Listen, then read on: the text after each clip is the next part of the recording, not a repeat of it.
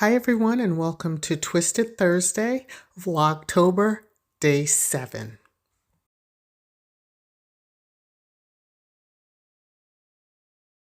For those of you who are new or recently subscribed to my channel, for the past 4 weeks I have focused on reviewing Doomsday movies that semi-correlate to today's pandemic or to the natural occurrences of the volcano explosions or the massive earthquakes that have happened, etc. The movies that I have reviewed or given my thoughts on are Contagion, Outbreak, Greenland, 2012, World War Z, and Carriers. Today is the final episode of the Doomsday movie series, and I will be giving my thoughts on the movies Deep Impact and The Day After Tomorrow. I want to say thank you for all the support shown for each video in this series. Each view and comment really help others not subscribed to my channel to see these videos. So I truly appreciate it. Thank you. Okay, so now let's get to the review. First movie will be Deep Impact. Deep Impact was released in 1998. It is about a comet that is on a collision course with Earth, a collision that will end life. This movie starred Morgan Freeman, Tay Leone, Elijah Wood, Robert Duvall, and many others.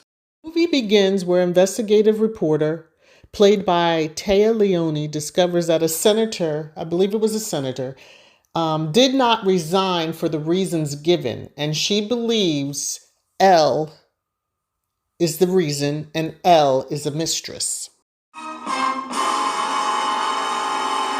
We find pretty quickly on that L is definitely not a mistress, but is an acronym for Extinction Level Event. L.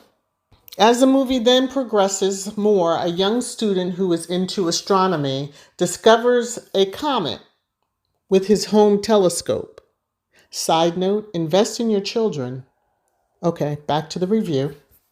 A lot of bobs and weaves in this movie, like a boxing match.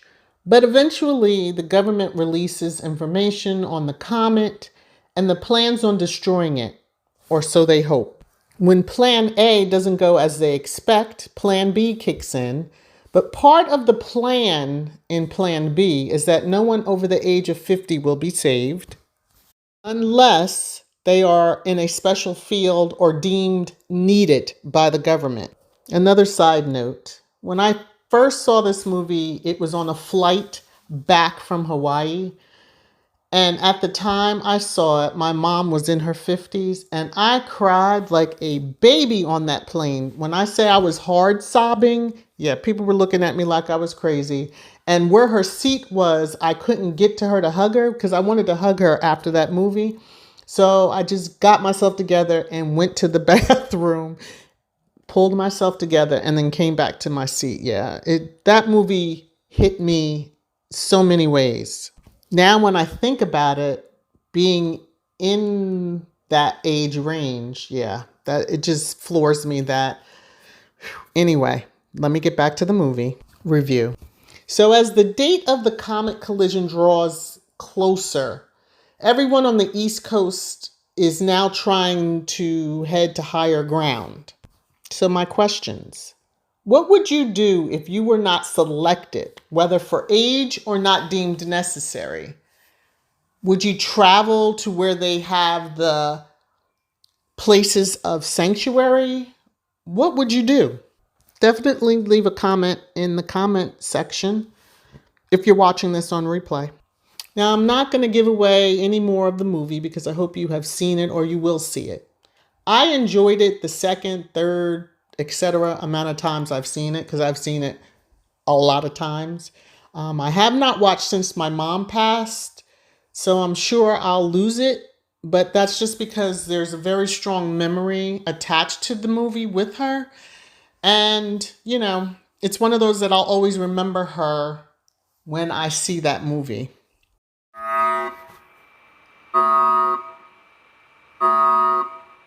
Just want to say that I'm a little tired of some of the Doomsday movies, if not a majority, that there's always a black president when the shit is hitting the fan.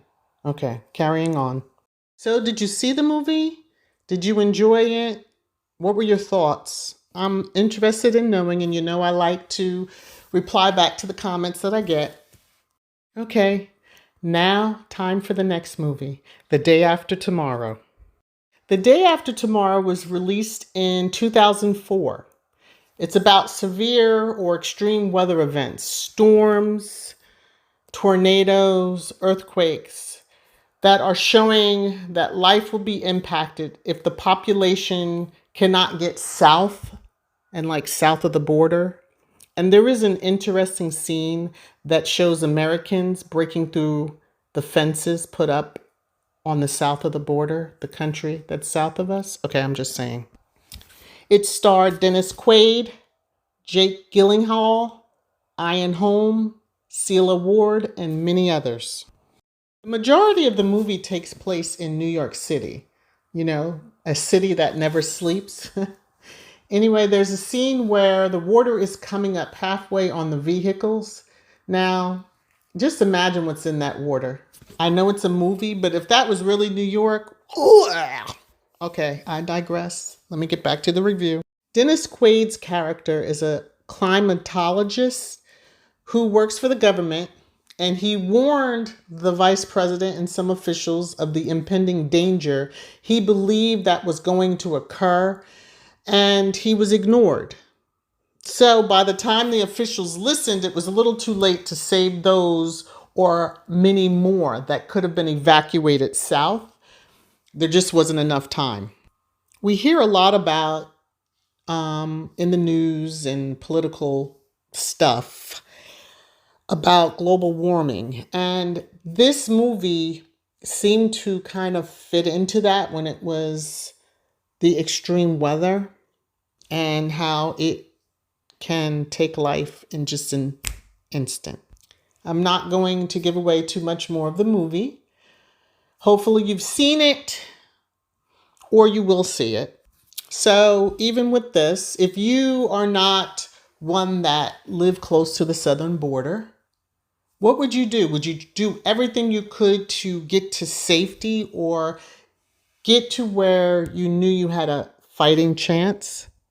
Or would you just let things happen as they should?